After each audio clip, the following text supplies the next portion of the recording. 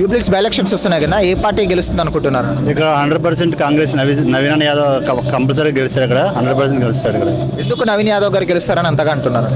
అంటే నవీన్ యాదవ్కి ఇక్కడ ప్రజల్లో ఒక గట్టి పట్టు ఉంది. వాళ్ళ నాన్నగారు గారించి వాళ్ళ నవీన్ యాదవ్ గారించి అనేక సేవా కార్యక్రమాలు చేపట్టారు. కంపల్సరీగా ఇక్కడ కాంగ్రెస్ 100% విజయం సాధిస్తుంది.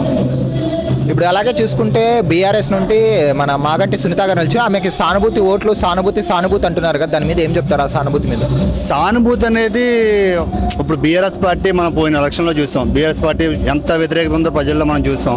ఇప్పుడు ఆ వ్యతిరేకత జూబ్లీ హిల్స్లో కూడా ఉంది. కంపల్సరీగా ఇక్కడ నవీన్ యాదవ్ 100% గెలుస్తాం పక్కా.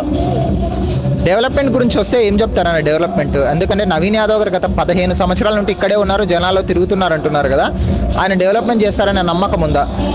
నవీన్ యాదవ్ ఇప్పుడు మనకి Jubilee ticket Congress party announcement చేసింది. అంతకు క్రితమే అన్న ఎన్నో సేవా కార్యక్రమాలు ఎన్నో కార్యక్రమాలు చేపట్టాడు. వాళ్ళ నాన్నగారు కానీ ఆయన కానీ ఎన్నో సేవా కార్యక్రమాలు చేశారు. కాకపోతే అవన్నీ ప్రజల్లోకి వెళ్ళలేదు. దాని గురించి కంపల్సరీగా అన్నయ్య ఇక్కడ విజయం సాధిస్తాడు.